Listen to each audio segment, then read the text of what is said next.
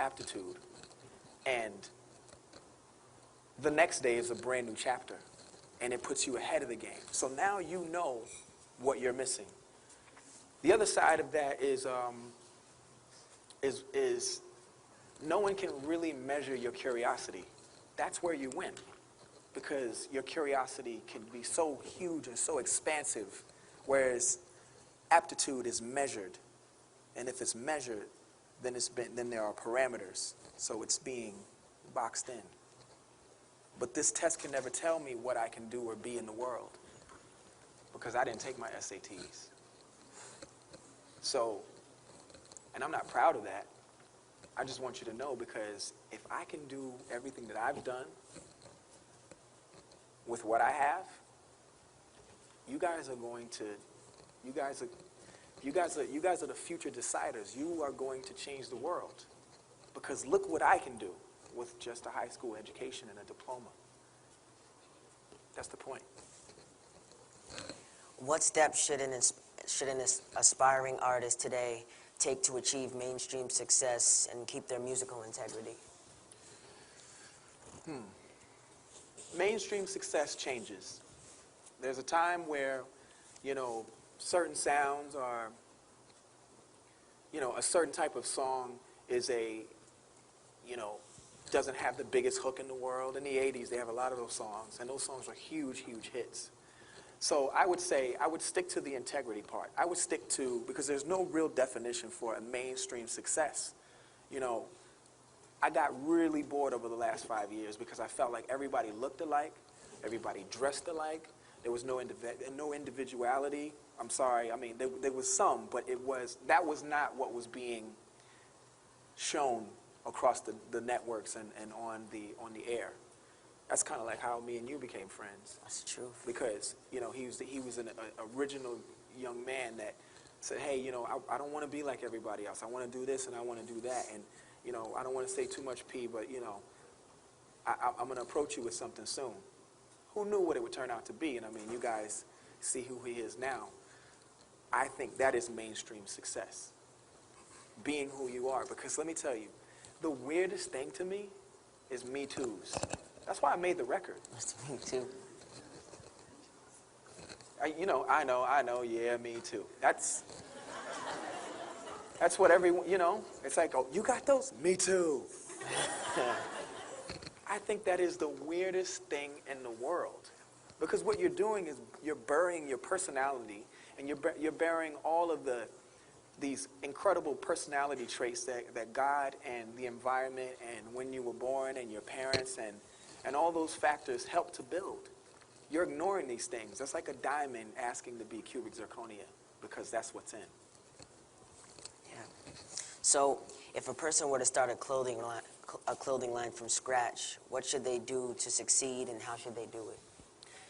Because everybody wants to be a fashion designer, because everybody wants to be a rapper and a producer, I'm going to say that, like, my advice now will be very different from a month from now, because technology is so much more rampant and so much more further and ahead of most people. So there are things all the time. 30 years ago, there were no blogs. 30 years ago, there was an internet. The internet's been around since the Cold War. It was actually another means of, like, conversation between the U.S. government and their spies. We've had it for many decades. But the usage of this technology has just taken off in the last 15 years. It's hard to say. If I say this to you, well, I know right now there's a big chance that there's 500 attempts that may happen after this meeting, which may start, a whole nother trend. And then you're confused again, because you're like, well, man, I tried to get in, but now there's everybody. It's like trying to get to New York in the Lincoln Tunnel, right? You know how that is. It's like you could be backed up for hours. Some guy said, you know what, I'm gonna build a helicopter so I can fly over it. I don't know if I necessarily have the answer as to your success, but I would say right now, my thoughts say that you should probably, like, organize a crew of guys and girls that think like you and start your own movement. What history has taught us is that a lot of genres were born from small groups of people who were just totally into what they were into. Punk music, goth in terms of getting dressed, you know, the apparel, the makeup, skateboarding. These are all ideas that came from one person who had a crew of people that would go out and represent this movement, and other people caught on. And then they were like, yeah, we're down with that, but we do it our way. You guys seen that with the whole sneaker craze. You know, we have our foot in that world. But there are other crews that are like, okay, that's cool. We're going to do it this way, though. And then before you know it, there's a new genre. Well, that's kind of like how fashion and music is. You have to sort of create your own thing, and then you got to have a bunch of soldiers willing to represent it, like what we did today. Like, we have 500 Army soldiers in here today that are representing this movement.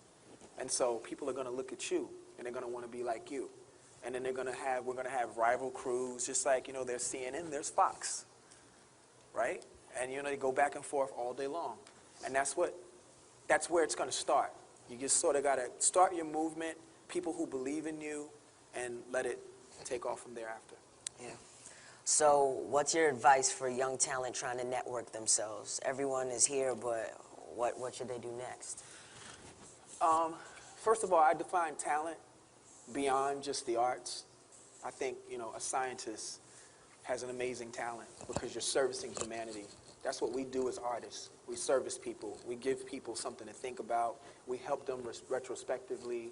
We aspire to aspire. I won't say that I aspire or inspire anybody. I'll say that, but that's my inspiration and that's my aspiration, to aspire and inspire and encourage you guys. But you need to first figure what you really, really, really want to do.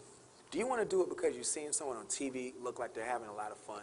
Because I could really honestly give you just my last week and how I've, out of, you know, a week's worth of hours, I'm sure there's some sick mathematicians in here, I probably only slept maybe 15. What's 15? Oh. I was like, that doesn't sound right. I was going to say a close guess, but no, I probably only slept maybe 10 hours. But out of the last week. That's how dedicated you got to be. So is that really what you want to do? I would say, let's go backwards. Think about what you love to do. And think about what no one would ever, if you could just, your bills will be paid, but you could just do what you love to do all day long. That's probably where I would start. And then I would think about respective jobs that relate to that particular line of work. Again, everything from science to art. And from there, I would think about which of those jobs I wanted, and that would be my blueprint. Again, I seemingly stumbled into what it is that I did because I was curious about it, but now I realized it wasn't a mistake. I didn't fall into it. I was chasing a curiosity, and it sort of led me here. So as long as you love it, and you're curious about it, and it keeps you going, the job and the way to get on will show you how to get there. It's just that, unfortunately, music is just like gridlocked at the moment with a bunch of people who want to do it. And they always say they want to make a change, but they get on and they all sound like it's Freestyle Friday on BET. And like, I'm telling you, dog, like, and you can't really make records like that, you know? Again, that's why I like him, because at the end of the day, he was curious about it. You can tell in the way that he thinks and the way that he writes, the way he dresses, he's curious about it. He wants to know. And I think that's what Kidult is all about, feeding your curiosity, because you guys are the future deciders. So that's the last question, so we're going to go crowd. Yeah, let's see. All right, who's going to raise their hand quickest? Right here. How does your inspiration change from like music, art, to like furniture? Her